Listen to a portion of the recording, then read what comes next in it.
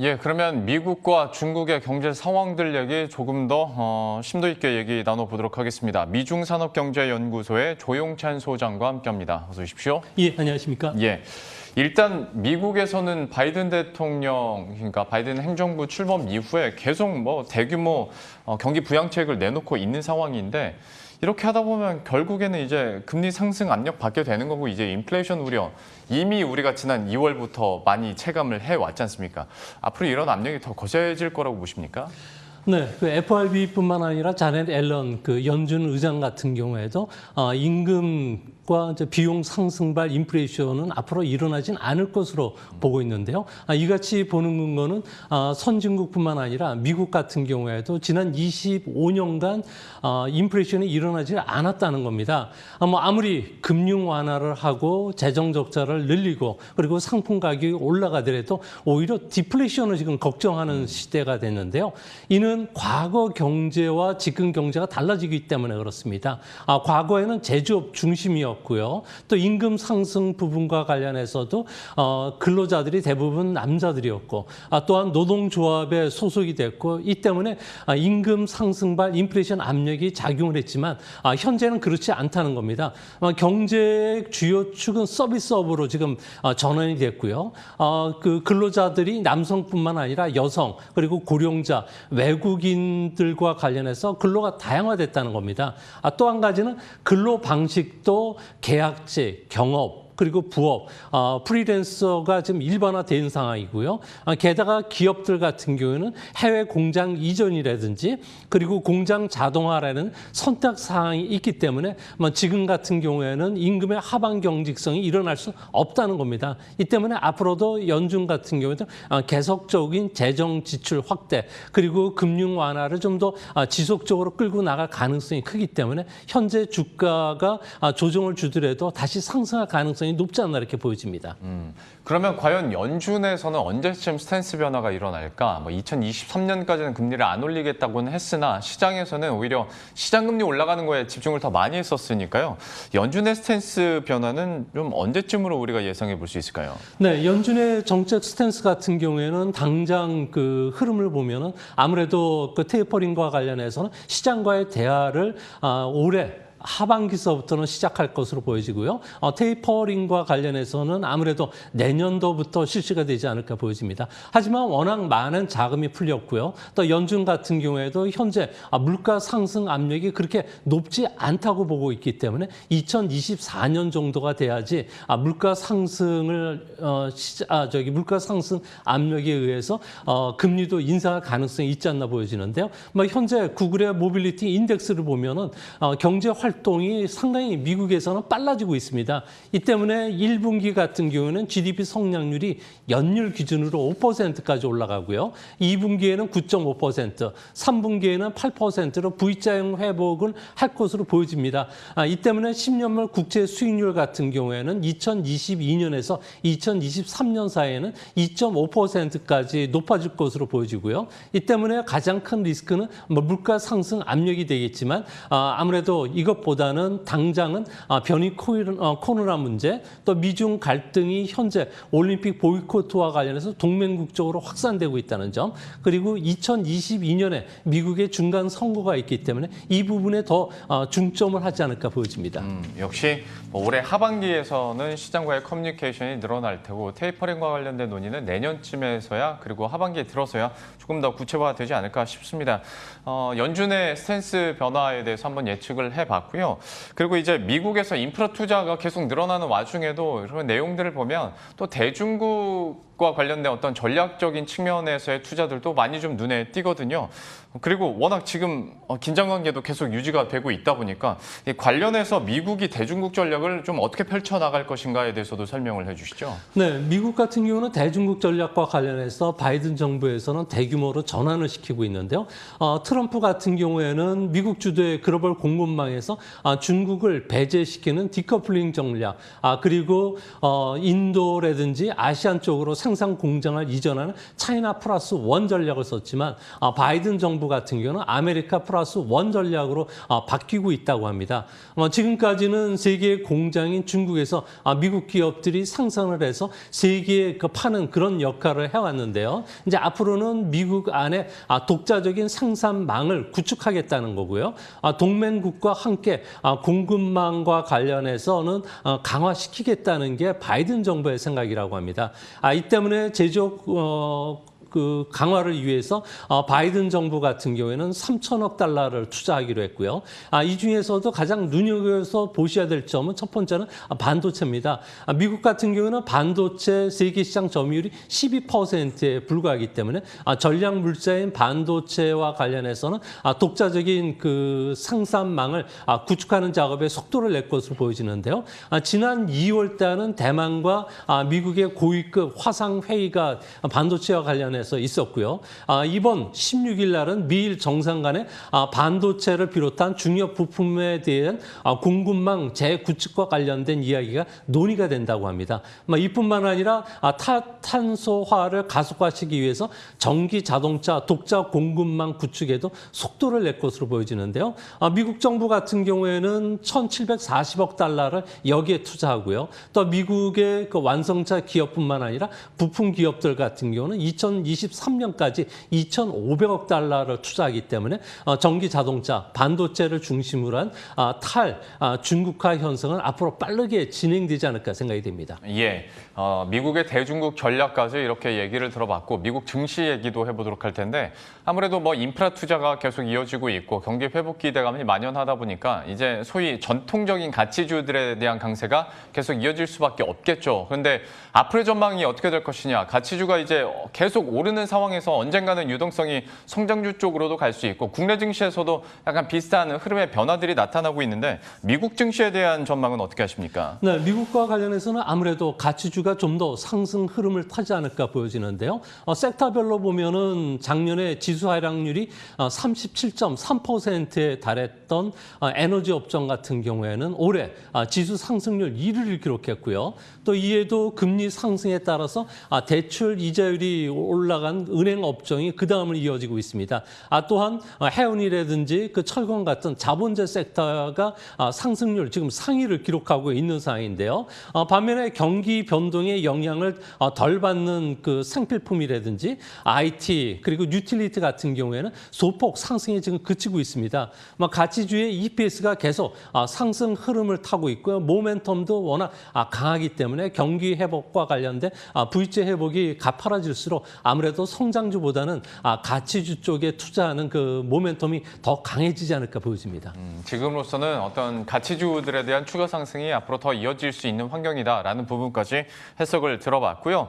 중국 쪽으로 조금 더 포커스를 맞춰보자면 중국에서는 지금은 어떤 유니콘 기업보다 얼룩말 기업이 더 필요하다라는 얘기들을 많이 합니다. 이 얼룩말 기업 얘기를 하다 보면 이제 ESG 얘기도 좀 할 수 있을 것 같아서 이 얼룩말 기업이 어떤 건지 그리고 지금 중국에서 왜 이런 주장이 나오는 건지 좀 설명을 부탁드릴게요. 네, 미국 같은 경우에는 워낙 그 성장주라든지 그리고 혁신 기업들이 워낙 많고 미국 경제를 이끌어갔는데요. 이 때문에 중국 같은 경우에도 이런 혁신 기업을 이끌기 위해서 중국의 혁신 기업에 대해서는 독과점도 인정해줬고요. 각종 그 창업과 관련된 혜택을 부여해 왔습니다. 이 때문에 가젤 기업이라고 해서 자신의 몸에 10배까지 뛰는 기업들이 나왔고요. 또한 실리콘밸리식의 기업 모델인 유니콘 기업을 창출시켜서 승자 독식 게임을 즐기도록 했습니다. 하지만 올해부터는 시진핑 국가 주석이 주도해서 국유 기업을 발전시켜서 민영 기업을 이끈다는 정책으로 바뀌었습니다. 었고요. 모든 기업은 얼룩말이 되라는 지시가 내린 사항이라고 합니다. 사바나에서 그 생활하고 있는 그 얼룩말들 같은 경우는 대장말이 인솔하는 대로 일사불란한 체제를 유지하고 있는데요. 이 때문에 앞으로 민간 기업들 같은 경우에는 이윤을 추구하지 말고 당의 충성을 맹세할 뿐만 아니라 시진핑의 지시를 잘 따르는 기업이 되라는 거죠. 그러니까 소위 말해서 올바른 정치관을 갖지 않으면 중국 기업도 도태되는 할 수가 있다는 거고요. 또한 공정한 경쟁 그리고 독점 금지뿐만 아니라 자본의 무질서한 확대 방지를 약속하고 정보 수집에도 협조하라는 겁니다. 이 때문에 중국의 많은 IT 기업뿐만 아니라 전통적인 민간 기업들 같은 경우에도 투자를 지금 위축을 시킬 수밖에 없기 때문에 현재 중국 증시의 조정이 조금 더 길어지지 않을까 보여집니다. 아무래도 그 얼룩말이 흑과 백 줄무늬가 있지 않습니까? 하다 보니까 이제 지금까지는 흑 쪽으로 그러니까 이익 성장만 계속 바라보고 규제도 많이 풀어줬었는데 이제는 백 쪽도 봐야 된다. 얘기하신 것처럼 공정 경제도 있을 테고 친환경과 관련된 이야기도 있을 텐데 중국에서도 질적 성장을 계속 강조를 하고 있기 때문에 좀 어떤 또 변화들이 나타날지 계속 보도록 하겠고 우리가 중국 투자하면 항상 리스크로 생각하는 것 중에 하나가 어떤 중국 정부의 개입이지 않습니까? 예전에 알리바바 마인 회장 이슈도 있었고 최근 들어서 중국 정부가 또 IT 업체들에게 좀 직접적으로 영향력을 행사하는 그런 이슈들이 좀 있어서요. 좀 이 부분은 어떻게 상황 파악하고 계십니까? 네, 중국 같은 경우는 시장 경제가 지금 크게 후퇴하고 있고요. 사회주의만 강조하는 국가 자본주의죠. 시코노믹스가 지금 기치를 상당히 높게 들고 있는데요. 이 때문에 이와 관련해서 가장 먼저 정했던 기업인이 알리바바의 마인입니다. 마인 같은 경우는 시제 착오적인 규칙이 기술 혁신을 질식 상태에 몰아넣고 있다고 반발을 했는데요. 이 때문에 시진핑의 그 경제학에 대해서 노라고 이야기했던 마인에 대해서는 전방위적인 압박이 시작이 되고 있습니다. 그룹 해체까지도 가능할 정도로 강한 그 현재 관리를 지금 받고 있는 상태고요. 또 탄센트 그룹의 그 창업자인 마하톤 같은 경우도 규제 당국에 의해서 소환되기도 했습니다. 독점이라든지 그리고 경쟁 침해 문제와 관련해서 조사가 지금 진행 중이라고 하고 있고요. 중국에서 공동 판매 방식을 처음 도입하면서 상거래 회사 중에서는 알리바바를 뛰어넘는 회사가 지금 나오고 있는데요.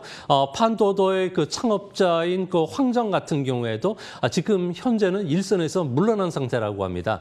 이뿐만 아니라 징둥닷컴의 류창동 그 CEO 같은 경우에도 과거에 있었던 성폭행 혐의를 가지고 지금 재조사를 받고 있기 때문에 전방위적인 IT 기업에 대한 압박이 지금 점점 심해지지 않나 이렇게 보여집니다. 근데 중국에서는 그러니까 이제 겉은 민영 기업인데 사실상 국유 기업처럼 얘기되는 기업들이 있지 않습니까? 그런데 이걸 빼고 진짜 이제 민영 기업들도 그러면 중국 정부에 귀속될 수 있는 가능성도 실제로 그러면 있는 겁니까? 네, 지금 많은 기업들이 특히 이제 IT 기업들 같은 경우는 작년에 48개 기업이 국유 기업으로 전환이 됐고요. 현재 중국에서는 158만 개 기업에 대해서 당이 그 주도하고 있는 조직이 지금 완성이 되어 있는 상태입니다. 많은 기업들이 국유 기업화 될 수가 있는데요. 이 때문에 중국 안에서 유행하는 이야기가 모난 돌이 정에 맞는다. 그리고 돼지는 살찌는 것을 두려워하고 사람은 이름이 알려지는 것을 두려워하라. 또한 권위에 맞서지 말라. 그리고 당에 대항을 하지 말라는 이야기가 나오고 있는데요. 이 때문에 당에 그 맞섰던 기업인들 같은 경우에는 말로가 상당히 좋지 않았습니다.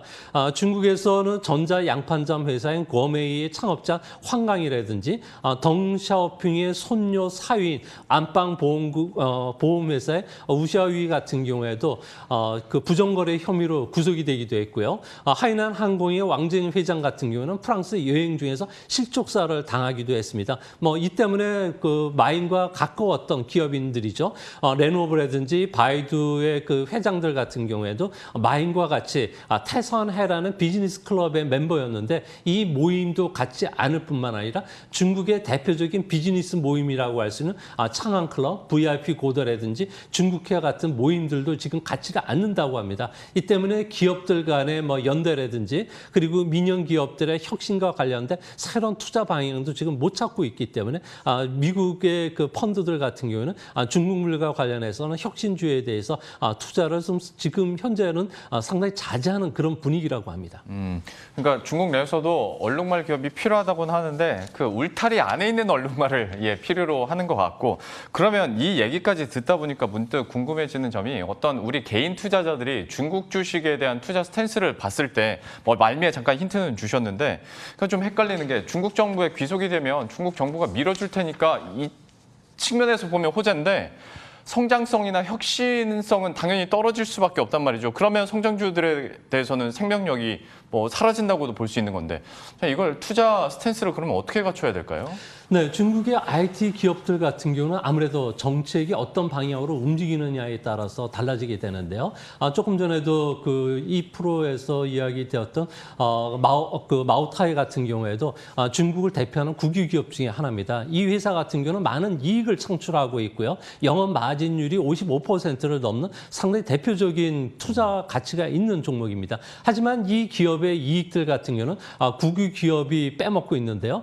대표적으로 그 마오타이 같은 경우에도 중국의 그 자동차 엔진 회사라든지 중국 정부가 혁신적으로 투자하는 제조 2025와 관련해서도 상당 부분 지분이 투자하고 있기 때문에 실질 EPS 증가가 올라가지만 실제 이 부분이 투자자의 배당으로 연결될 수 없는 부분이 지금 상당히 많습니다. 이 때문에 앞으로 중국에 투자하실 때는 민영 기업들 중에서도 이런 그 정부 정책 주도로 이익이 빠져나가지 않는 기업을 선택하셔야 되는데요. 이러기 때문에 중국 기업과 투자하실 때는 아무래도 좀 더 중국 정책 방향을 면밀히 좀 살펴보셔야 되지 않을까 생각이 됩니다. 중국에 투자할 때만의 그 투자 포인트들이나 변수들이 충분히 있습니다. 그 부분을 또 소장님께서도 짚어주셨기 때문에 여러분들도 꼭 좀 참고를 하셨으면 좋겠습니다. 오늘 미중산업경제연구소의 조용찬 소장과 함께했습니다. 오늘 말씀 고맙습니다. 예, 그럼 저희도 여기서 인사드리도록 하겠습니다. 식사 맛있게 하시고요. 저희들은 내일 이 시간에 또 새로운 이슈들과 전략 들고 다시 찾아뵙도록 하겠습니다. 시청해주신 여러분 고맙습니다.